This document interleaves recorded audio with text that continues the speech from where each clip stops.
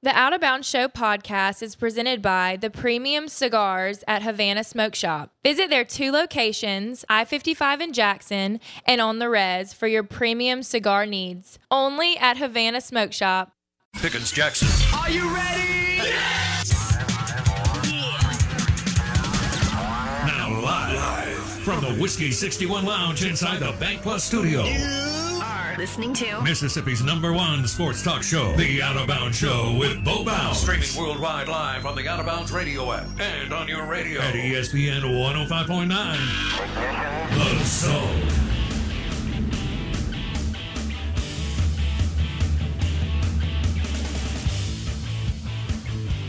Good morning. Welcome in. We are the Out of Bounds Show, ESPN 105.9 The Zone. We're streaming live on the Out of Bounds radio app. It's already been a big week. We had 2006 American Idol winner Taylor Hicks, huge SEC football fan, in studio yesterday. That was awesome. That man can smash a honey butter chicken biscuit, right? You know, we talk about those guys that can sit on the back of a tailgate, right? Anywhere. And smash a barbecue sandwich and drink a cold Coors Light. Just kind of carry the conversation. That's Taylor Hicks. Never would have guessed he was a singer if you just met him yesterday. No, he comes across as your friend's dad. Yeah. That you just meet down at, the bar. Yeah, he comes across as a guy who owns a concrete company. I was about to say construction or landscaping business, but he doesn't He's do a it landscape anymore. architect. Yeah. But he's got like 6 crews now. Yeah. He's not in the field anymore. He's good. Yeah. But that's what he gets everybody going in the morning. Yeah. And then he's somewhere else. But he's at every by football like 11 a.m. Every football practice. Yeah. Right? Like, and he's tailgating in high school games on Fridays in a good way. He's head of the Booster Club. Yeah. Yeah. No, he just felt like a norm, and I get it because he's from Birmingham. Will said he changed shirts outside, which is hilarious. Hey, so he was wearing a T-shirt and he threw on a polo shirt, untucked with jeans, looked like he just walked out of a dryer, and just hanging out with us. Nothing about him was celebrity-like until it was time to go, and then it was time to go. Here's what's great about that: right when the mic is going, he understands the whole deal. Yeah, when the lights come on. Yeah, it's that's why he'll always be able to make money. Yeah, well, and he said, he'll just go back to it. Worst case scenario, he'll just go back to the Floribama. Yeah, well, he's already way paid. He doesn't have to work ever again. But as he said, I love doing. He's like, you can tell he wants feeds, to perform. Yeah, it's a drug. Thank you, buddy. It's a drug. He wants projects. Well, I think people that have. There are people who need to continue to have fun, fulfilling, challenging projects in their life, even though he's a multi-millionaire, and that's cool. But he's going to do the charity concert, all right, charity benefit concert for Friends of Children's Hospital at Dooling Hall. Taylor Hicks, August 20th. You can go to ardenland.net. And Friends of Children's Hospital is the fundraising arm for Batson Children's Hospital. And it's super cool that Taylor Hicks is going to perform. And that'll be a great night at Dooling. We're very fortunate to have a lot of stuff that we have. And Dooling is one of the really cool music venues that we have. The show is brought to you by the delicious steak at Kessler Prime. Sports Intern 1 and Sports Intern 2 got to we took, because we've got one leaving. Tucker's going back to Ole Miss tomorrow or Friday. And he's sharing that championship standard with him. That's right. Blake has made sure to tell him all summer that he's a national champion. But anyway, the point is, last night we smashed some steak and some we ordered them some bacon. That's right. Yeah. You got to do the bacon. They had soft shell crab for the first time in what felt like crab. That's what it was. Yeah. The soft shell crab was phenomenal. And so we had a big feast, so to speak, out of bounds feast. There you go. At Kessler Prime. You can visit KesslerPrime.com to make a reservation. And we wanted to do that before we lost the crew there you go. for the fall as school starts back and so on. What were you laughing at? Something popped up? Delta Tide fan wanted to let us know that Taylor Hicks wrote the Feinbaum shows. Oh, all right. Yeah. Actually, if I may have known it. I just have never really thought about it. But we did talk about that earlier. What's this guy's name that you just referenced? On the text line? Yeah. Delta Tide fan. Delta Tide. Okay. I thought you said Delta Chi or something. But so Delta Tide fan, we talked about this earlier in the show, the fact that Taylor Hicks wrote the song for Feinbaum, and he mentioned yesterday when he was in studio he's got to add Oklahoma and Texas to it. Yeah. He said he was more nervous. Sooner than later, too, man. Yeah. He said he was more nervous writing the Feinbaum song than he was performing the finale of American Idol. I thought that was awesome because his dad put pressure on him. Because Feinbaum is our dad's show. And, yes. I mean, my three guys in here aren't watching Feinbaum. They're all 30 and under. And that's fine. Again, Paul's had a successful career. But it was, I thought it was hilarious, Blake, that he said, yeah, my dad put pressure on me. Don't screw this up. Yeah. You can't write the song and it be crappy, and I hear all these callers dogging you. And he's from Paul's hometown. Like, he's from the state of Alabama. He's in the heart of it. There's no escaping it if you screw it up. No, right? there's not. Like, you live in it right at that point. Like, there's no bigger Feinbaum fan state than Alabama. Absolutely. So you can't. And that's where he cut his whole deal on Jocks, and you can't screw that up if you're. And obviously he didn't. It's great. I mean, we all know we all have that kind of melody. It's like the CBS Saturday song. Like, you just kind of, when you hear that melody, you know what it is. You just said melody. Hey, man. Yeah. I said head on a swivel before the show started. I'm locked in. You are locked in. I want to talk about this article on theathletic.com. Want to say good morning, welcome in. We're streaming live on the Out of Bounds radio app. Farm Bureau Insurance call-in line is 601-707-3750. There's still a lot of discussion as to what the Big 12, the orphaned 8, are going to do now that Texas and Oklahoma are going to move over to the Southeastern Conference, probably sooner than later. Okay, I would have to believe that once the attorneys get their pound of flesh, that we're going to make, this thing's going to get done, and we're going to see Oklahoma and Texas in before 2025, which is scary. It won't be that long.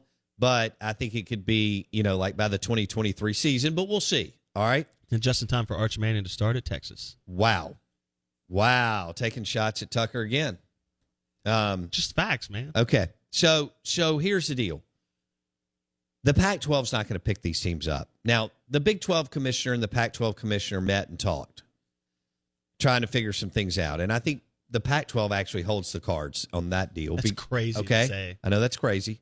Because the Pac-12 has made one terrible decision after another. But Larry Scott, their commissioner for a long time, is gone.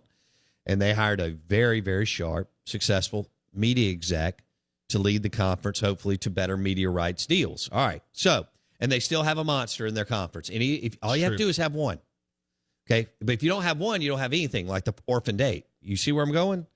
TCU, Baylor, Texas Tech, Oklahoma State, all of them, they don't have one. If you have one, you can still hang in there, and they can be the anchor for you. Southern Cal is still one of the top 5 brands in collegiate athletics, and it ain't close. They're an absolute monster. Now, I know they refuse to get their act together a lot, but when they do, we all know what happens. They become interesting. They move, drive eyeballs, and so on. And when they play Notre Dame or another big team during the regular season, people you may not watch them play Arizona. It's fine. Or Washington State or whatever, except when Gardner Minshew, and then we're good. But you know what I'm saying, right? Or Cal Berkeley. But when Southern Cal plays Oregon or Notre Dame or someone else, that's got some juice. And so, Blake, the only thing I can think of is the Pac-12 surely is not going to do a deal with the Big 12, even where they just play a lot of games against each other. And they've got to do this with the Big Ten. They're already tied together for 100 years because of the Rose Bowl. Yeah. They just need to play each other more. This is not hard. And I think Klavkov, I guess is his name. The problem is Klavkov is the new commissioner of the Pac-12. Surely he just said, look, we want Ohio State, Penn State, Michigan, and Wisconsin, huge schools with big alumni bases, to come out here more, and we'll go into the Central and Eastern time zone more. Now, are they going to merge together as one conference? No, but they do a deal where they play a ton of non-conference games against each other? Maybe? Is that where we're going? No part of me believes the Pac-12 won't screw this up. Even with the new commissioner? I mean, Leopards don't change their spots. Okay. That Out of Bounds show is brought to you by Modelo. It's a Wings Wednesday presented by Modelo. You're listening to the Out of Bounds Show podcast, presented by Independent Roofing Systems. If you want it done right the first time, visit Independent Roofing Systems today.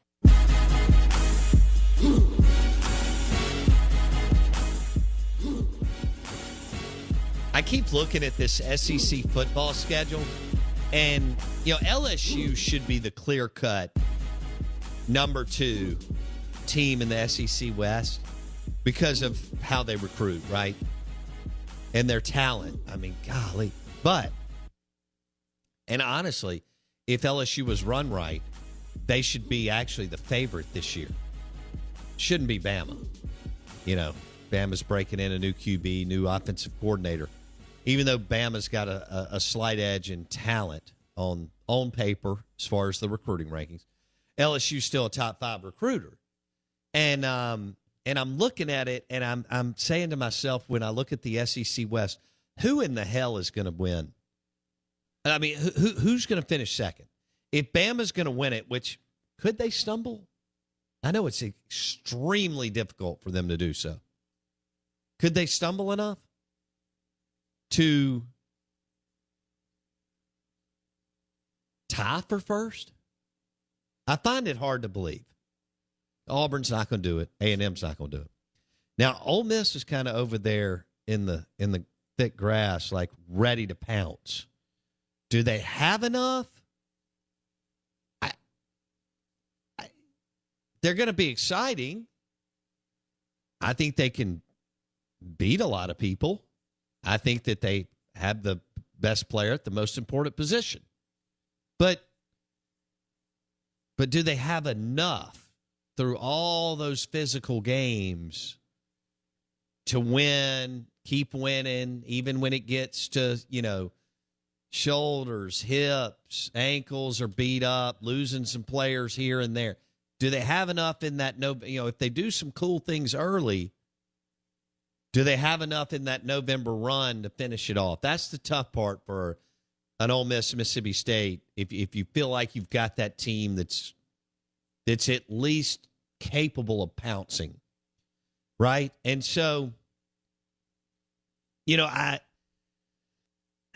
the one part of this Ole Miss schedule that really, I like their team. I like the fact that we've got the Corral-Kiffin, combo. And I do believe that they can beat anybody on their schedule, including Alabama. It'd be very difficult, but I do think they can. However, there's this run of 5 games that I mean, when I tell you have to be so good, so clean, really special. And it's at Bama, Arkansas at home, which is no longer a pushover, at Tennessee, which I know they're not special, but they have top 15 talent. They're physical. Should you win? Yeah. Is it guaranteed? Absolutely not. LSU at home. I mean, this is all in a row here. And then at Auburn. Yep. And I know Auburn's not going to be really good, but they're salty and physical enough. They could be good on defense, too, with Derek Mason. With Derek Mason, that they could still beat you. Yeah, should you win that game? Yes. So my point is, at Bama, Arkansas at home, at Tennessee, LSU at home, at Auburn. That is a physical, maybe the most physical stretch in the. Remember, Mississippi State had it. Was it last year when Brad Edwards was on the show? Yeah, he was talking about ESPN, so. FBI. They had the most physical 3-game stretch, I think it was, of last year's schedule. This could be the most physical, daunting, challenging 5-game stretch in all of college football. And Ole Miss could win some of those games. And they could be very competitive in all or maybe but one if you catch them on a weekend where they're really banged up. But what is realistic there? I mean, Ole Miss's expectations this year, they'd like to go 4-1. You go 4-1 in that stretch, you're unbelievable. Yeah. You go 3-2, you're really good, but as fans, we don't. That's like not good enough. But 3-2 in that stretch is awesome. Under Dave Bartu's TLC idea, yeah, they're gonna be favored to beat Arkansas and LSU. I would think. I don't know if they're going to be favored to beat under his thing. TLC, talent, location, coaching, right? So they're behind in talent to 4 of those 5. That is correct. That's what you got to remember. That's correct. You're behind in talent to 4 of the 5. They have they have such a better quarterback and offense than Tennessee and Auburn, and I think LSU, unless LSU gets it go. I mean, does LSU have quote unquote more talent? They have potential to have a good offense. But what I know from Ole Miss is Ole Miss will be really, really, really good. If not number 1, 2, 3, maybe in the country on the offensive side of the football. I don't disagree with that, but I think Bartu kind of, when he equates that into the coaching thing. So if you look at the coaching side of, if you're down 1-4 in talent, right? You're underdog 4 games in talent. In coaching, you are going to get beat by Alabama's coaches, and that's it. You're going to be 4-1. Yeah, Kiffin's better than Arkansas, Tennessee, LSU, and Auburn. Correct. So then it comes down to location, right? Coaching. He's a better play caller. Well, out of actually the whole list, he's the best play caller, including Alabama. Correct. However, what you're talking full about staff. is Yeah. full staff, Saban, Alabama's talent. Kiffin's the best play caller in all of that stretch, but as Blake is saying, you're only quote unquote more talented on paper than one of those teams. Yeah, Arkansas. So I think I think Bartu, and we'll get his take. I think Bartu would tell you they go 2-3 in those games on his TLC formula. I agree. That's going to be the question. But they have to go 3-2. And that was going to say, can you flip the script? There's no wiggle room. Can you flip it? You can't go 2-3 during this run and have the season that you want to have, which means playing in a Florida Bowl or even better. Because you actually got a chance to play in better, because if Auburn kind of slings through the mud, yep, they're not going to take that spot that you want of a better bowl game. A&M's the biggest factor, right? A&M's going to slug through with the new QB probably. I mean, I know their talent profile has never been better, but I don't know what they're going to be on offense. I don't know what Jimbo's going to let this kid do and not do. I don't know. I mean, they've got a workhorse at the tailback position. They're supposed to be better in the line of scrimmage, although there are some questions on that offensive line. Now, defense, they've gotten after it. Elko and that D, I like some of the things they're doing there, but if they've got a hole or two on that O-line, you tell me how a young QB with Jimbo Fisher wanting him to process, 38 things, 72 different things pre-snap, how does that work? I don't know, so we'll see. Speaking of, who is A&M's biggest challenge early? They play Arkansas Colorado. and Mississippi State. Just kidding. Alabama, week 6. I guess in theory it would be Mississippi State, potentially, but we don't know. I would say more likely Alabama. Wow, they've got a nice opening schedule. Yeah, they can start 5-0 fairly easily. I didn't realize. That gives that young guy a lot of time. Yeah. To maybe get settled. He doesn't have to beat Kent State, and he doesn't have to beat Colorado or New Mexico. This new QB at A&M. You can start 3-0 and be average at best at quarterback. Can I give you this that's scary for Ole Miss real quick? You mentioned that 5-game stretch. It comes after your open week. Yeah. How about let's just wrap it up like this. After your open week in week 4, you should start 3-0, and then your only gimme after week 4's open week is Vanderbilt at the very end of the season, right before the Egg Bowl. Because your other non-conference is Liberty, and they have a first-round projected quarterback. And by the way, it's Hugh Freeze. Fighting Hugh Freezes. Exactly. Come to Oxford and Vaught Hemingway. What if you go 3-2 out of that 5-game stretch, and then you walk into Liberty and Texas A&M and you stumble? I mean, that you could be so beat up by the time you get to Liberty, the rosters don't look much different. Do you think Freeze will go out on the square on Friday night? 100%. He and Kiffin are getting rowdy. Do you think Tucker's going to hang out with Freeze? Duh. Okay. BFFs. All right. I'm just checking. Of course, if they say in Tupelo, then he can. That's true. Well, I mean, I guess he's perfectly capable of driving 50 miles if he wants to that bad. Huh. That's interesting. How did this happen? Hugh Freeze is at Liberty, and they're playing Ole Miss this year. This is insane. that this all lined up. We're live in the Bank Plus studio. The Out of Bounds show is brought to you by Chris Corley, Angel Oak Home Loans. He'll shop the best rates for you. Chris Corley, Angel Oak Home Loans.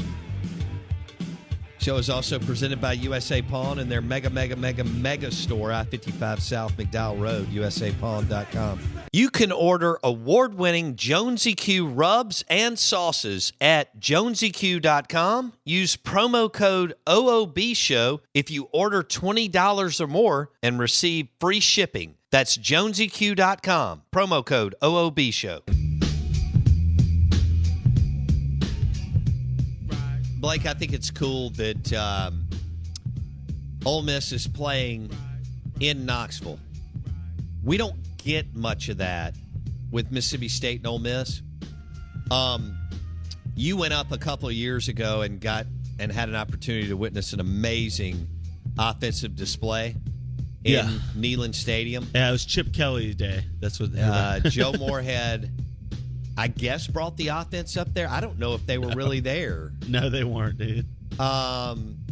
And so you sat in Neyland while Mississippi State lost to a terrible, anemic Tennessee team that was not special, even though they had like all these 4- and 5-star players. You know, it's amazing. They weren't. You kind of looked at them that day and you were like, okay, well, Tennessee kind of finishes like 13th composite. They should have some dudes and some playmakers. And then you watch the game, and then you realize, hey, if you ever questioned Jeremy Pruitt as a head coach, this was the exclamation point. Let's remember this is a program that decided Alvin Kamara wasn't good enough to see the field. So, right, different coach, but yes, they did.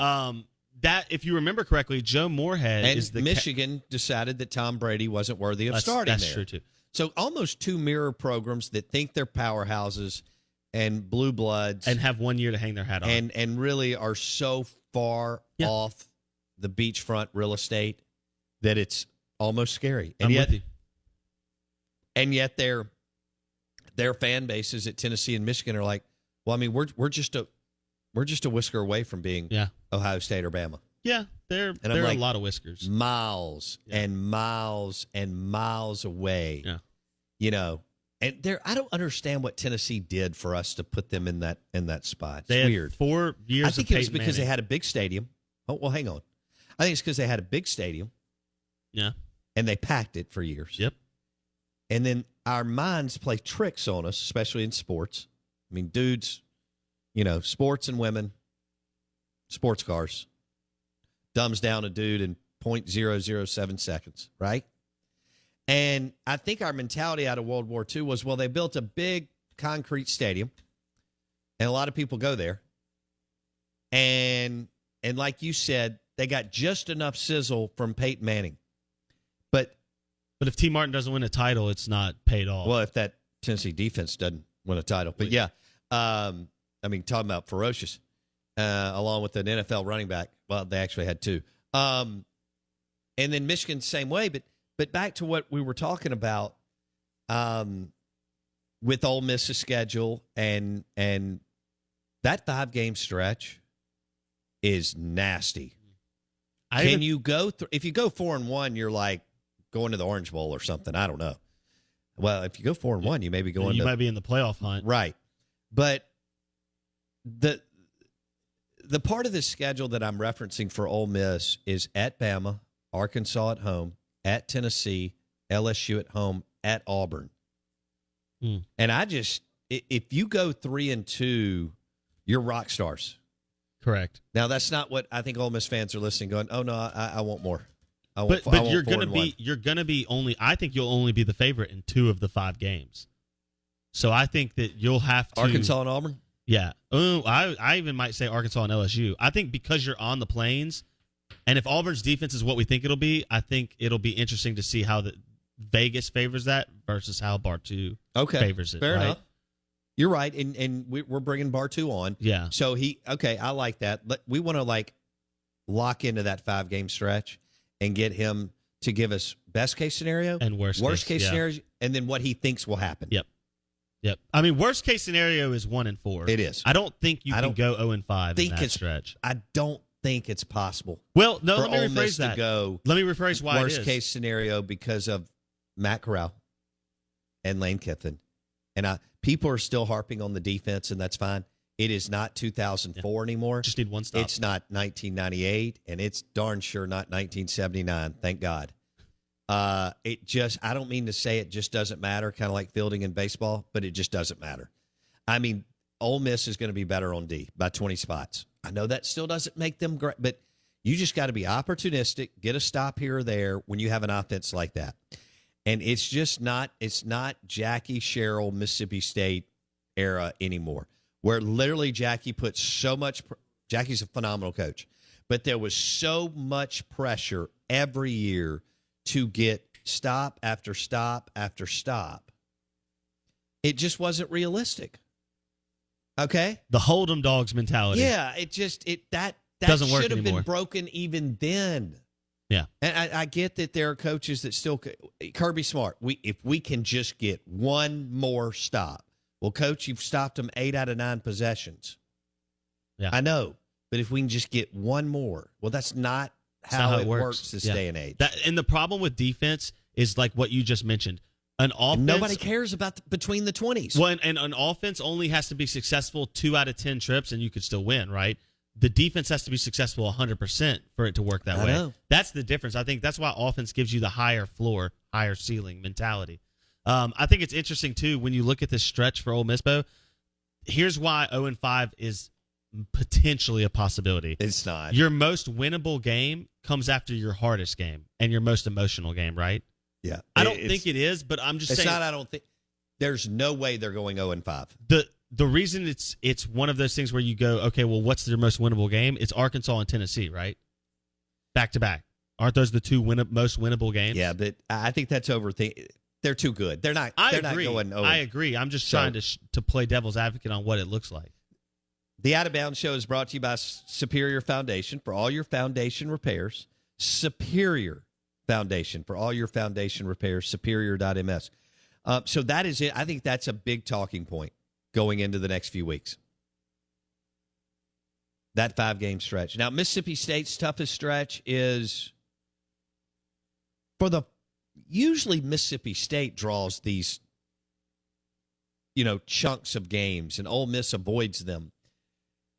Actually, Mississippi State's is kind of staggered this year, where, they've got to play the brutally tough teams just like Ole Miss. But they either have a week off to break it up, or a Vanderbilt's dropped in, or a Tennessee, So while LSU and A&M back-to-back is absolutely and totally brutal, one at home and LSU at A&M, there's not a chunk of 4 games. I mean, Bama at home, at Vandy, Kentucky at home, at Arkansas, at Auburn. Do you have to go 3-0 on that stretch if you're Mike Leach, Mississippi State, Vanderbilt to Arkansas? So you're at Vandy, you're going to be favored. It would be mighty nice. Kentucky at home. So let's talk about Arkansas. that. Is KJ Jefferson and so Will and Tucker doing something. Y'all think about KJ Jefferson from North Panola. KJ Jefferson from North Panola. Nobody cares about North Panola football, and I don't mean to be mean. I know it's good people up there. But South Panola was the deal for years, and now they've left the grid. And KJ Jefferson from Mississippi is going to be the starting quarterback at Arkansas under Kendall Browse, who is considered one of the top play callers in the country. Bartu has him as an A+ play caller. Yeah, he's the only experienced guy on. So here's Arkansas's 5-man depth chart at quarterback. You ready? Okay. KJ Jefferson's a redshirt sophomore. Stephen Jones Jr. is a redshirt junior, and they got 3 freshmen. So that's all you got. Okay.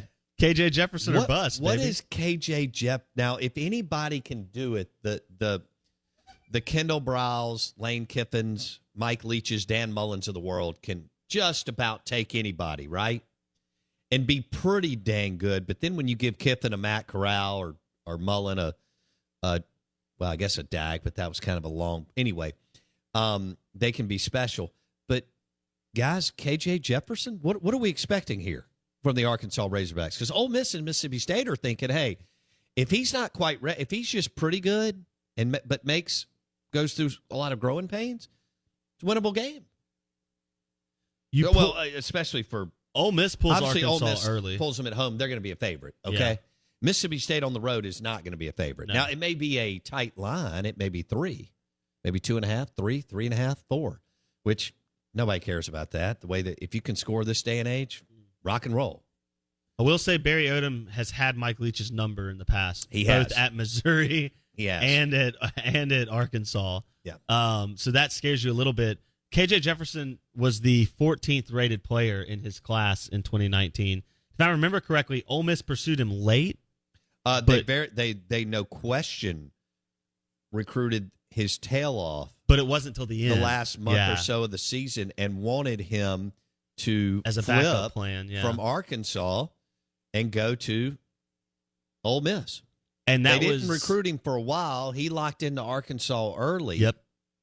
Was that Bielema? No, I actually think it was the high school coach. Oh yeah, no, Mustaine? I forget. No. That was he was the OC at Auburn for a second the last year too.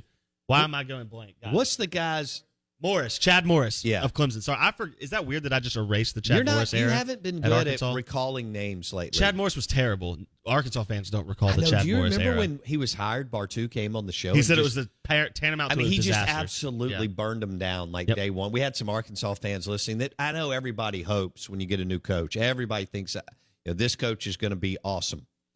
And Bartu just burned the whole thing down on Chad Morris. And all of a sudden, 2 years later, he's fired. He couldn't win a game. Is the reason Ole Miss signed JRP because they couldn't get KJ Jefferson? Is that right? Is that how that domino fell? John Rice Plumlee was signed when Georgia dropped him at the end. So once Ole Miss knew they weren't we getting all see KJ. If they were in the same class. They were 14 and 15. Okay, in the there rankings. you go. All right, so once Ole Miss, this was smart of Matt Luke, and I don't remember who it was on the staff, but John Rice Plumlee had been committed to Georgia for months, Forever. but they did not stop recruiting him. Moorhead and them did. Yes. Bad decision. And so he's committed to Kirby Smart, I guess, but then Georgia went dark on him. Correct. In like October of his October of his senior year. Pulled the offer essentially. Without pulling it. But, but you know what's going. Like a lot of kids tell us they have offers, but it's contingent on someone else signing. Or exactly. Something else you don't have an yeah. offer. If it's contingent on anything, you don't have an offer. No. If it isn't signable, you don't have an offer. And maybe as we were talking about yesterday with like Will Rogers being 19th in the state of Mississippi, a lot of these kids will tell you they have X amount of offers and they don't. Mm-hmm. They don't have them. So let's go back to KJ Jefferson.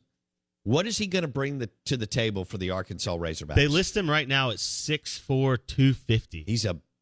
I didn't realize he was that big. Yeah, 245.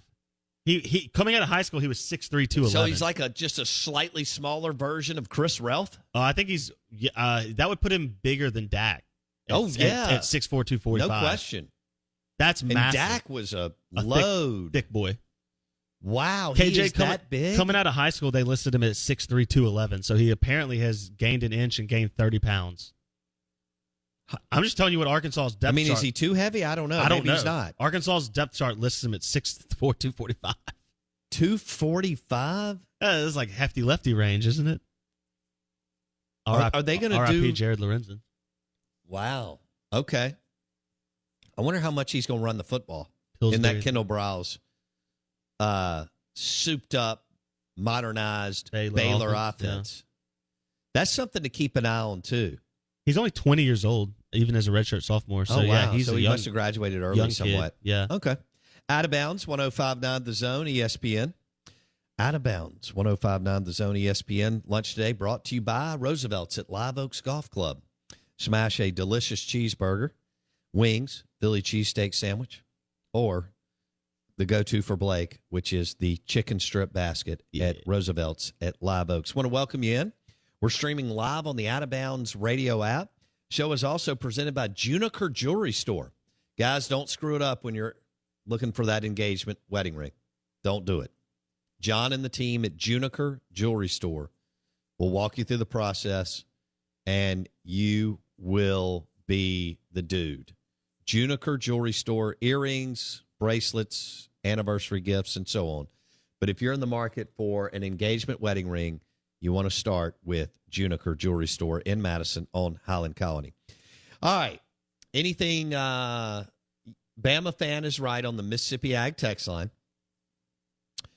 Tennessee fans do not, he says they hate Lane Kiffin.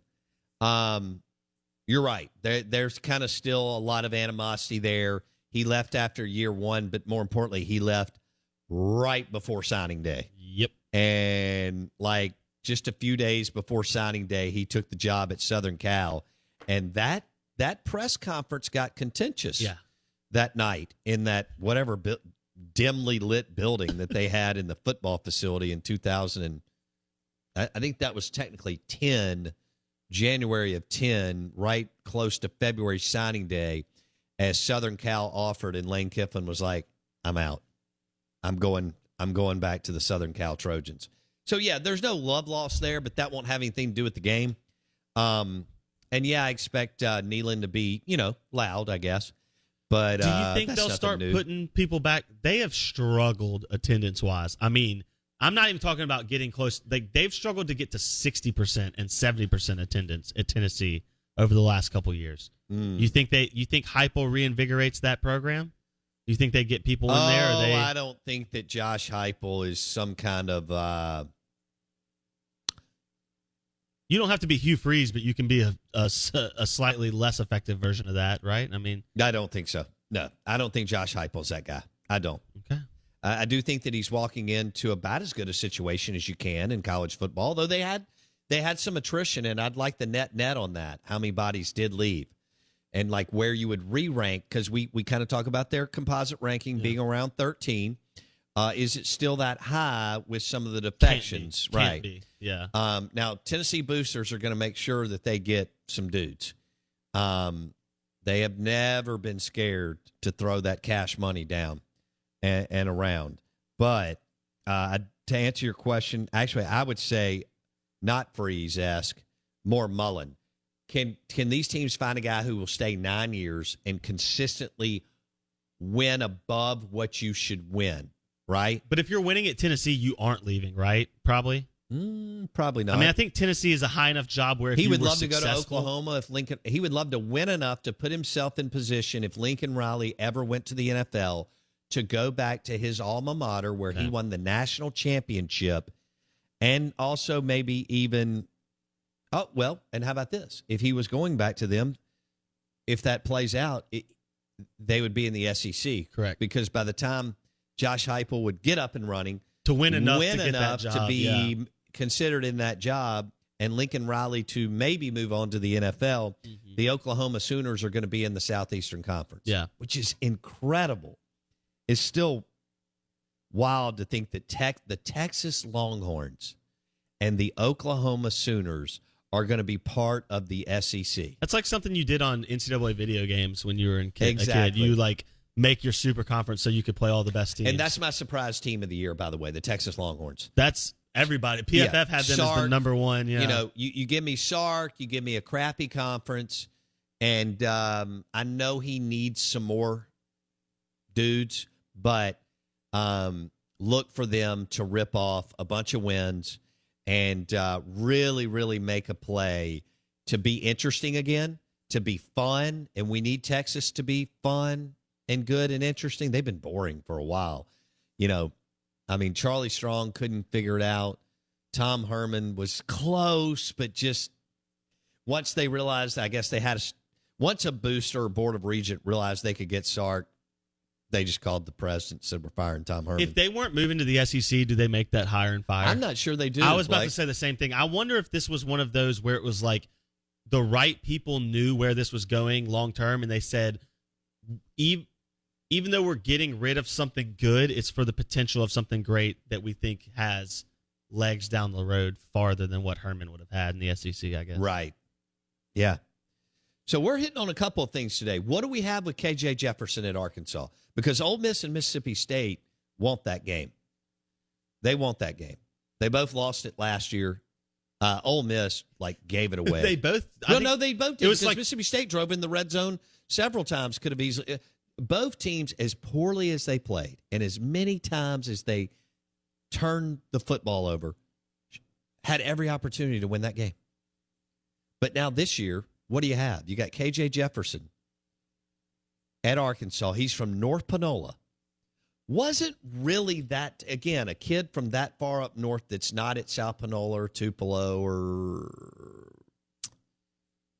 maybe there's another program up there. Doesn't really get a lot of love. Now, was he a top 10 kid? No, he was number 14. He was 14, one step ahead of John Rice Plumlee. Okay. All right. He's going to be the starting quarterback at Arkansas. Stephen Jones Jr., Stephen Jones, son of Jerry Jones. Jerry Jones' grandson is still on the roster. I feel like he's been there forever. But anyway. Yeah.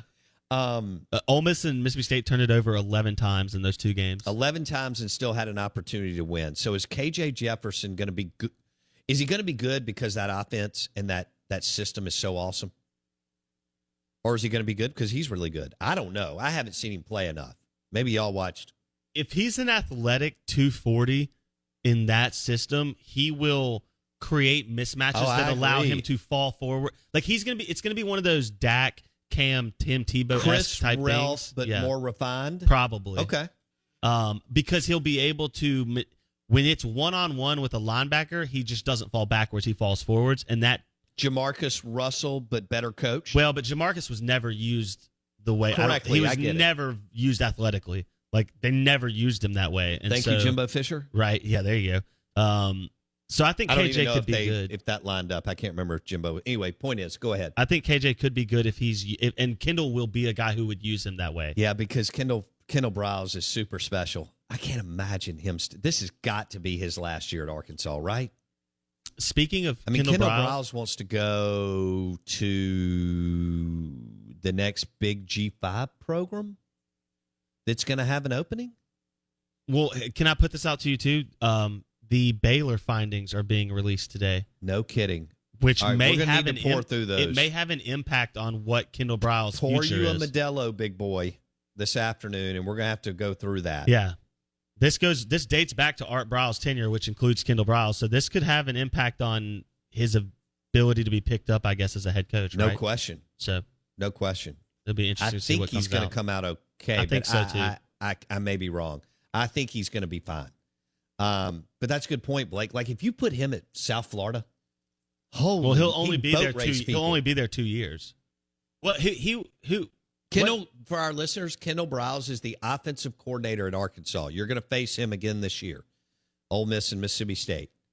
It's what Kiffin was smart enough to bring Kendall Browse in at FA. Yeah, that's what I was about to say. It's the same. You got to give Kiffin a lot of credit for kind of rebooting, looking at another way, looking at another option, looking down another lane, all the things that we talk about that we want to do. And look, man, Kiffin had watching rehab. He wasn't guaranteed much that he was going to land a job and be making $5.5 million a year or whatever Ole Miss is paying him again. He needed to make it work at Florida Atlantic. And you don't just walk in at Florida Atlantic and win. So he identified, and Kiffin had been watching Baylor. He's that guy that on Saturdays, he was watching Baylor going, dude, this is cool. I got to incorporate some of this stuff into what I'm doing at Bama, but then what I'm doing at Florida Atlantic. And when the Baylor thing went sideways and Kendall Browse was looking for a job, a lot of people could have hired him, right? Or maybe not. He was kind of toxic. But Lane Kiffin said, I'm going to hire him. And that's what Lane's running at Ole Miss. Now, that was a fun SEC Insider hit brought to you by the Charbroiled Oysters at Drago's Seafood Restaurant and Oyster Bar on the property of the Hilton Jackson on County Line Road, the official hotel of the Out of Bounds show. The Hilton Jackson on County Line Road and Drago's and the Charbroiled Oysters.